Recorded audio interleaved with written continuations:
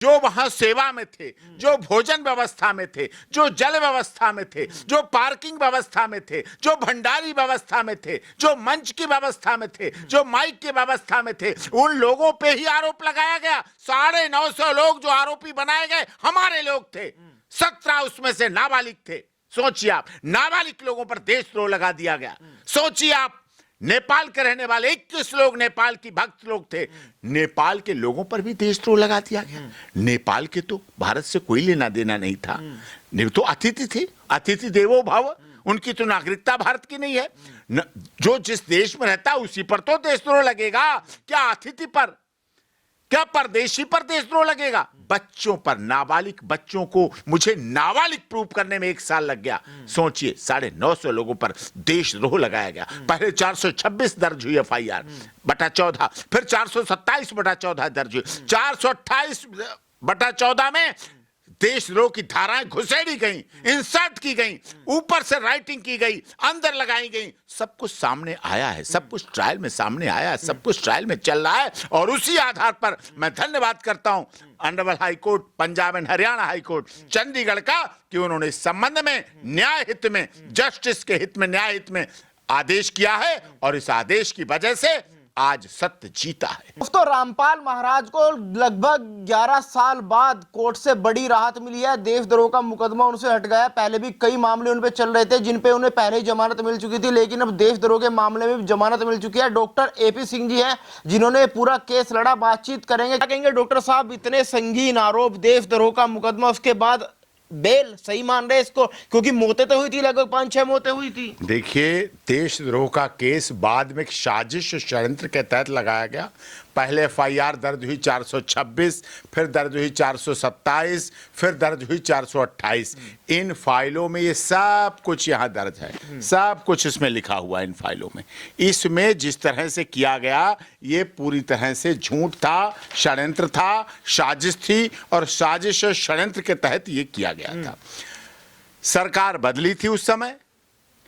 संत रामपाल दास जी महाराज जिन पर देशद्रोह का केस लगाया, 950 लोगों पर देशद्रोह लगाया गया। सोचिए, जो लोग अपने परिवार को लेके, माताओं को लेके, बहनों को लेके, पत्नी को लेके, बच्चों को लेके बरवाला आश्रम पहुंचे थे 2014 में, वो क्या अपने लोगों को स्वयं ही कोई मार देगा? मरने वाले कौन थे? हमारे अनुयायी, हमारे फॉलोअर्स, हमारे भगत, हमारे भगतनी, ये लोग हमारों की मौत हुई थी। और मौत होने का कारण था, संत रामपाल दास जी महाराज नहीं थे मौत का कारण। मौत का कारण था हरियाणा थाने के अंदर रखे हुए एक्सपायर्ड आंसू गैस के गोले। किसी को आशा नहीं थी कि इतने एक्सपायर्ड आंसू गैस के गोले चलाने पड़ेंगे, और एक्सपायर्ड आंसू गैस के गोलों की वजह से हमारे लोगों की, हमारे भक्तों की, हमारे भगतियों की, हमारी महिलाओं की, हमारी बहनों की, हमारी बेटियों की मौत हुई। लेकिन डॉक्टर साहब, झड़प हुई, हथियार तक मिलने का आरोप है कि उनके आश्रम से हथियार मिले। झड़प, सब आरोप बनाए गए, सब आरोप लगाए गए। कोई सत्संग में जा रहा है, कोई आश्रम में जा रहा है, कोई मध्य प्रदेश से जा रहा है, कोई हरियाणा, कोई उत्तर प्रदेश, कोई राजस्थान, कोई बीकानेर, कोई हिमाचल, कोई उत्तराखंड, कोई जम्मू कश्मीर, कोई पंजाब से हथियार लेके जा रहा था वहां भक्ति करने, भक्ति आस्था श्रद्धा को करने के लिए हथियार लेके जाता है। ये ज्ञान गंगा उनकी पुस्तक है, ये ज्ञान गंगा जो पहले भी बटती थी, बाद में भी बटी। इसमें क्या लिखा है? जीव हमारी जाति है, जीव हमारी जाति है, मानव धर्म हमारा, हिंदू मुस्लिम सिख ईसाई, धर्म नहीं कोई न्यारा। ज्ञान गंगा, एक गंगा वो बहती है जो कुरुक्षेत्र से, वहां ऋषिकेश से निकलती है और गंगा सागर तक जाती है। एक ये ज्ञान गंगा है जिसमें आप देखिए सब धर्मों का समावेश, ओम भी है, तो चांद भी है, तो वाहे गुरु जी भी है, और ईसा मसीह का क्रॉस भी है।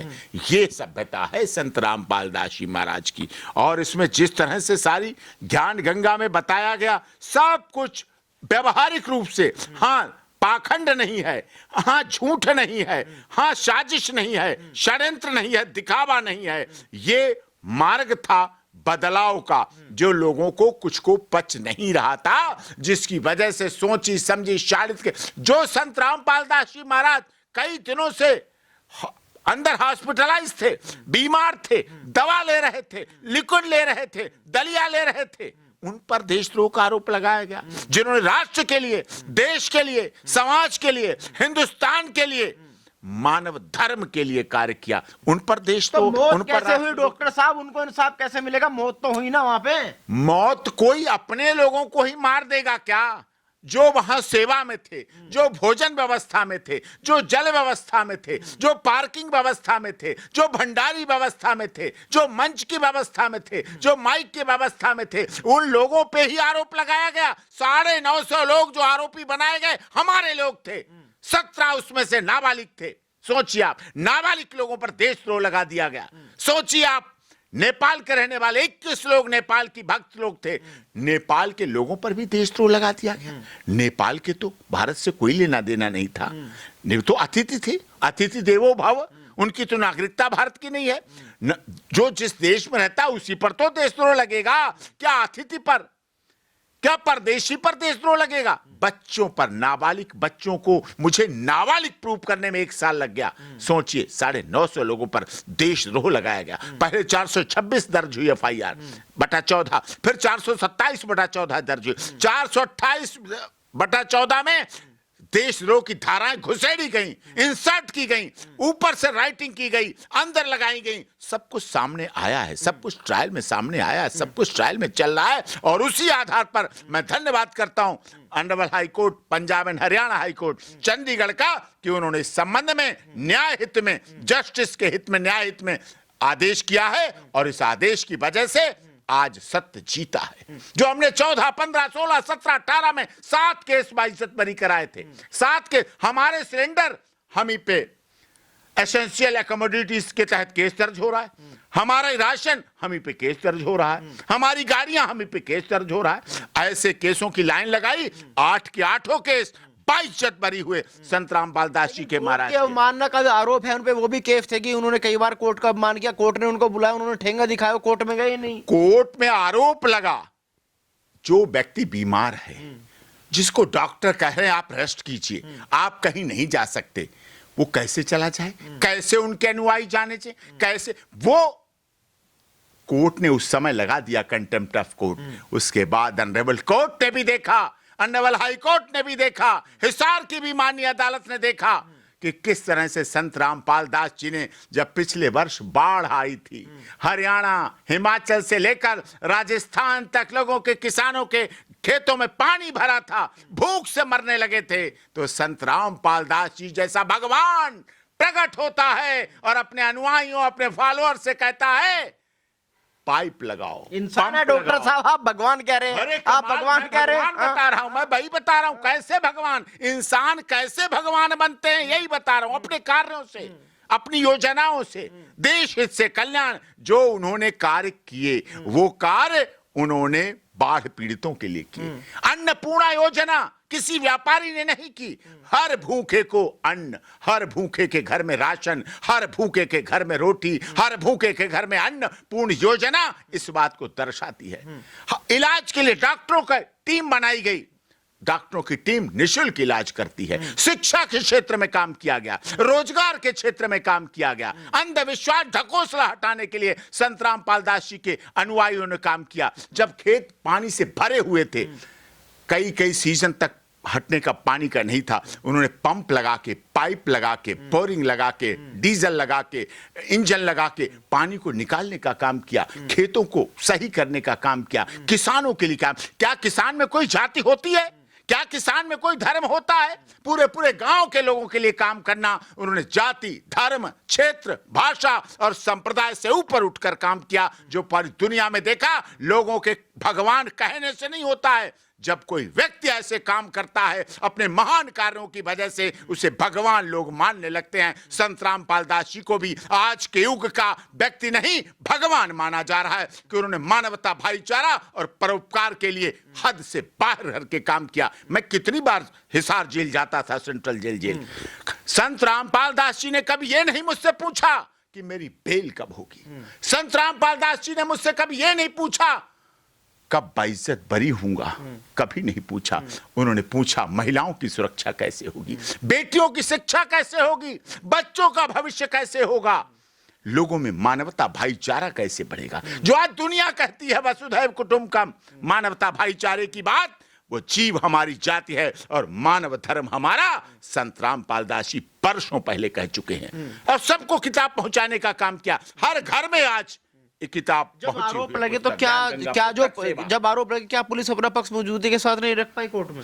बात मजबूती का था ही क्या उसमें, झूठा आरोप। पूरे देश ने न्यूज चैनल पे देखा जो कुछ हुआ। देखिए न्यूज चैनल क्या दिखाते हैं, न्यूज चैनल ने क्या मानवता भाईचारे के कार्य दिखाए? बुरा मत मानना, आप देश के वरिष्ठ पत्रकार हैं, आपका चैनल पूरी दुनिया में देखा जाता है। क्या मानवता भाईचारे के जो काम किए, क्या ज्ञान गंगा पुस्तक में जो संत रामपाल दास जी ने पुस्तक सेवा के द्वारा उनके अनुयायियों ने घरों में पहुंचाने का काम किया, किसी ने दिखाया? रामायणी के द्वारा ढोंग हटा के 15 मिनट के अंदर क्या कोई विवाह हो सकता है? दहेज रहित शादियां हो सकती हैं क्या? भंडारे हो सकते हैं लाखों लोगों के? कबीर साहब की जयंती पर 6, 7, 8 तारीख को लाखों लोगों का इस देश में भंडारा हुआ। कौन दिखाना चाहता है? अलौकिक, अविश्वसनीय, अकल्पनीय जो कार्य होते हैं वो संत रामपाल दास जी ने इस देश में किए हैं और सबको पता है। रामायणी के द्वारा दहेज रहित शादियां, नशा मुक्त समाज, आज नशा समाज को बर्बाद कर रहा है। नशे ने परिवारों को बर्बाद कर दिया। बहू बेटे के गहने बिकते हैं, सिलेंडर बिकते हैं, घर के बर्तन बिक जाते हैं। लेकिन संत रामपाल दास जी के अनुयायियों ने, उनकी शिक्षाओं ने, उनके विचारों ने, उनके सत्संग ने, उनकी वाणी ने समाज को एक नई दिशा देने का काम किया। आखिरी सवाल डॉक्टर साहब, जमानत तो मिल गई, रिहाई कब होगी, कितने दिन लग जाएंगे? नहीं, रिहाई सब कुछ प्रोसेस है, सब कुछ हो रहा है। सारे झूठे केस लगाए गए थे, सब कुछ। मैंने कहा है सत्य परेशान हो सकता है, पराजित नहीं हो सकता। संत रामपाल दास जी के पूरी दुनिया में फैले हुए फॉलोअर, पूरी दुनिया में, बड़ी जिम्मेदारी के साथ कहता हूं, जब मैं विदेश के एयरपोर्ट पे, हीथ्रो एयरपोर्ट पे पहुंचता हूं, वहां भी मुझे सत साहिब कहने वाले लोग मिलते हैं। क्यों मिलते हैं वहां सत साहिब कहने वाले लोग? वहां की भाषा अलग है, करेंसी अलग है, ताव तरीका अलग है, लेकिन सत साहेब विश्व में माना जाना, पहचाना और बोला जाता है। चाहे गुवाहाटी जाऊं, चाहे कन्याकुमारी जाऊं, चाहे कश्मीर जाऊं, अटक से कटक, खाड़ी से पहाड़ी, सब जगह संत रामपाल दास जी के फॉलोअर्स, उनके नामदान केंद्र, उनके आश्रम इस बात को बताते हैं।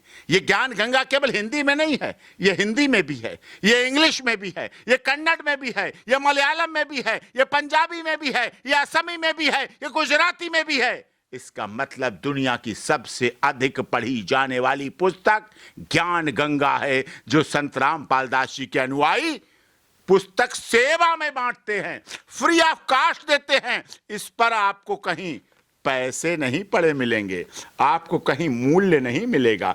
ये पुस्तक सेवा होती है, ज्ञान की गंगा की सेवा।